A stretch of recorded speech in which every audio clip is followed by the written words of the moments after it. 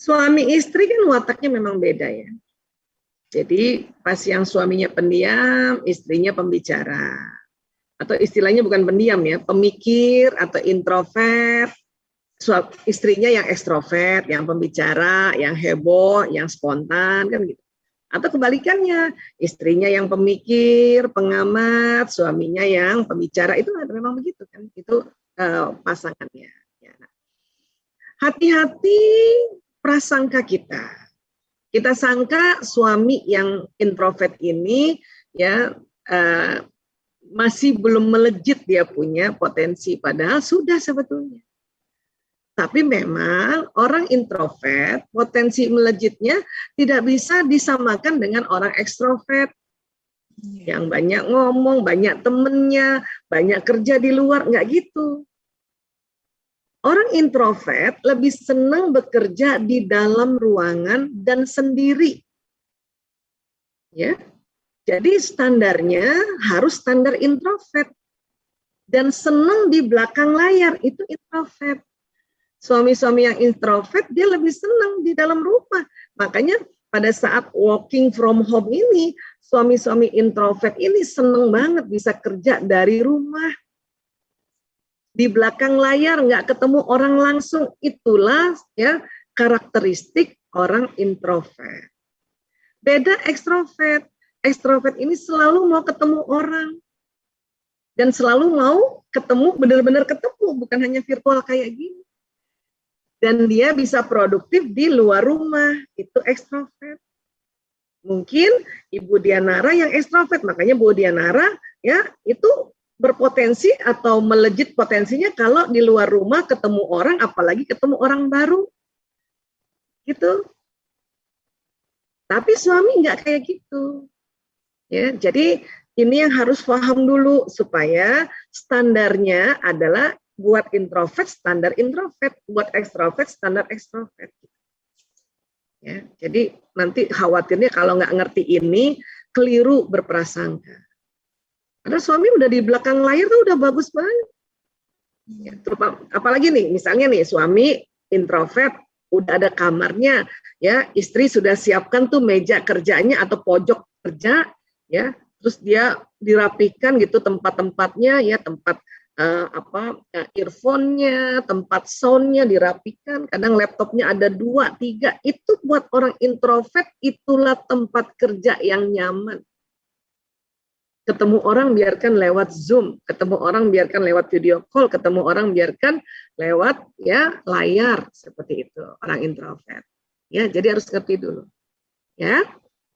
Yeah. Kedua, pantang negur suami depan orang atau dalam grup, itu pantang, itu adab.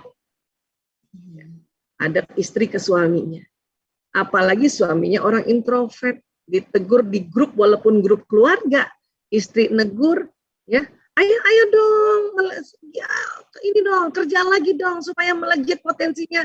Itu tersinggung kalau bicaralah kalau hal-hal yang ada kaitan dengan dirinya, ya, dengar ya, ada kaitan dengan dirinya, berdua saja. Kalaupun mau pakai gadget lewat japri. Ya. Jadi laki-laki nih atau suami tidak suka langsung dibicarakan tentang dirinya depan orang lain, tentang dirinya ya. Tapi kalau misalnya kita cerita, ayah misalnya ya, itu ya adik ipar kita itu nggak masalah itu. Tapi kalau ayah jangan gitu dong, ayah harusnya, itu di depan orang atau dalam grup itu tersinggung. Ya, jadi sekali lagi begitulah adabnya. Ya. Oke, silakan ada lagi. Terima kasih. Ini ada 3 pertanyaan lagi Bu ya? Ya boleh. Ya. Assalamualaikum Bu Aisyah. Waalaikumsalam warahmatullahi wabarakatuh.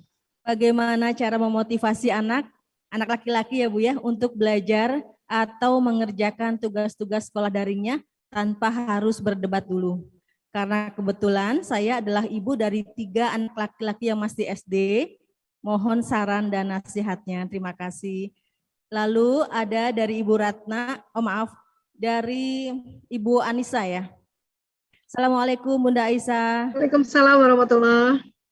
Saya ketitipan pertanyaan dari teman, dia bertanya, sifat suami kan melindungi keluarga, terutama istri. Bagaimana cara mengatasi suami teman yang mudah temperamental, Bu?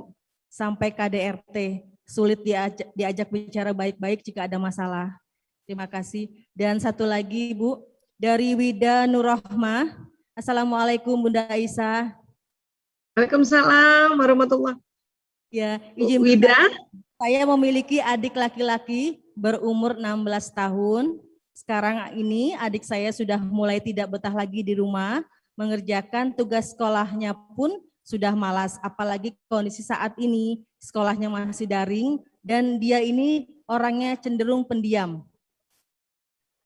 Jadi terkadang saya susah untuk mengajak komunikasinya. Bagaimana cara yang tepat menghadapinya? Terima kasih, Bu. Ada yang perlu kita pelajari pada laki-laki juga, ya, di mana otak kanan laki-laki itu lebih dominan, ya. Apa kerja otak kanan, boys? Otak kanan itu kerja intuisi, ya. Kemudian apalagi bermain, warna-warni, teknologi, bergerak, benda, ya, visualisasi. Hayalan juga di kanan. Tapi paling dominan itu bermain dan olahraga di kanan. Laki-laki memang lebih dominan dibanding kita perempuan. Otak kanannya laki-laki itu lebih dominan dari kita. Ya, nah, untuk itu supaya mengambil hatinya anak laki-laki dan adik laki-laki, ya, kalau bertanya jangan langsung bertanya, udah kerjain tugas, PR-nya gimana? Itu anak laki-laki langsung otaknya tegang. Tanya permainan dong. Tadi main apa, Nak? Siapa yang menang? Ya. Alhamdulillah saya punya pengalaman laki-laki ini banyak. Adik saya 3 laki-laki semua. Anak saya 4 laki-laki. Pasien saya 90% laki-laki. Itulah yang memaksa saya belajar otak laki-laki. Dan saya dapat clue-nya. Oh, mereka otak teknologi, otak bermain, otak imajinasi, otak intuisi, otak hikmah. Jangan salah, anak laki-laki itu hikmahnya keren. Lebih cepat ambil hikmah dibanding perempuan. Ya, maka dirubah. Kalau tanya belajarnya gimana, PR-nya udah selesai, itu otak kiri. Di otak kirinya itu ya tidak sekuat otak kanannya anak laki-laki ini, apalagi masih kecil. Itulah yang menjemukan. Sehingga kadang-kadang ibunya belum tanya, anak laki udah mulai nih. Ntar pasti nanya PR nih. Ntar lagi tanya tugas nih. Ya, itu membuat kesal anak laki-laki. Makanya sulit diajak kompromi pada anak laki-laki. Maka ya kita tanya aja permainan, nggak apa-apa. Tanya PR boleh nggak? Boleh tanya, boleh. Tapi urutan yang 10. Di mana dia udah seneng dulu. Bahkan nanti kalau dia sudah senang, dia dengan gembira dia ngerjain PR-nya, ngerjain tugasnya. Gitu. Yang remaja gimana? Remaja ditambah lagi. Kenapa? Karena usia-usia 16 tahun ini hormon testosteronnya melonjak naik. Ya, dia tinggi. Sehingga sifat laki-laki yang ada pada anak laki-laki sudah 16 tahun ke atas ini makin jelas kelihatan. Apa sifat laki-laki? Sifat maskulinitas, maskulin. Apa salah satunya? Dia ingin mendominasi. Mendominasi apa? Dirinya. Nggak mau ditanya-tanya, apalagi dia introvert. Nggak mau ditekan-tekan. Testosteron itu mendominasi. Yang pertama didominasi dirinya. Gitu. Tapi di sisi lain, sifat testosteron itu ya mengayomi, menjaga. Belum lagi nanti ada vasopresin, sifat satria, ya, menyayangi perempuan, apakah itu ibunya, kakak perempuannya, ya, teman perempuannya, itulah laki-laki. Tapi dia nggak suka ditanya-tanya melulu, apalagi yang introvert. Ambil hatinya laki-laki dengan apa? Bawakan oleh-oleh makanan atau kue yang dia suka. Ambil hatinya di situ. Setelah dia yakin, dia bahwa oh iya kakak saya ngerti tentang saya atau bunda saya ngerti tentang saya, dengan senang hati dia curhat, dengan senang hati dia cerita pada kita. Buat ibu-ibu yang anaknya laki-laki ya Bu, kalau anak laki-laki sedang ngerjakan PR, ini teman-teman saya tuh yang sering dengerin saya cerita gini udah hafal tuh. Kalau anak laki-laki sedang mengerjakan tugas, mengerjakan PR, tinggal nomor 1 lagi nomornya, terus dia bilang, Bunda, aku lapar, mending ajak makan dulu dibanding kita paksa kerjain PR itu. Karena Bunda selalu gini kan, tanggung, satu lagi tanggung. Kita perempuan, pusat makan minumnya kecil, makanya satu lagi tanggung. Tapi laki-laki, anak laki-laki, kalau dia bilang, Bunda, aku lapar, itu berarti sudah tahan lapar setengah jam sampai 1 jam. Maka mending makan dulu. Supaya dia senang nanti ngerjakan. Itu alhamdulillah itu yang saya pakai terhadap anak laki-laki saya. Alhamdulillah. Sehingga anak laki-laki nggak perlu ngamuk, anak laki-laki nggak perlu ngambek. Kenapa? Dia pusat lapar minumnya besar. Satu lagi, ya pantang nasihati anak laki dalam keadaan lapar, haus, dan ngantuk. Batang otaknya tegang, dia akan denial, dia akan ngambek, dia akan nyerang kita. Apalagi anak laki-laki remaja. Laki-laki remaja tidurnya lebih banyak. Dia butuh 10-12 jam waktu tidur. Anak laki-laki, anak-anak aja hanya 8 jam. Remaja itu 10-12. Bapaknya sudah nggak 10-12 lagi karena hormon testosteron bapaknya sudah mulai berkurang. Gitu. Laki-laki tidurnya lebih banyak. Untuk apa? Karena dia persiapan besoknya menjaga keamanan. Sehingga kalau makan, minum, tidurnya tidak terpenuhi, ya ini nanti dia itu tadi ngambekan, marah. Kita nggak bicara syahwat karena belum menikah, ya apalagi masih kecil, ya kan? Kecuali nanti dia sudah menikah, maka ada satu lagi teknik merilekskan otak hipotalamusnya, yaitu bersenang-senang dengan istrinya, ya kan? Nah, tapi kalau belum menikah ya sudah, hantem aja tuh dimakan, minum, tidur, kan gitu, ya. Kemudian bagaimana sifat suami yang maaf muda temperamen, bahkan sudah KDRT. Nah ini kalau udah KDRT ini nggak bisa dihadapi sendiri sama istri. Keluarga udah harus turun, nggak bisa gitu.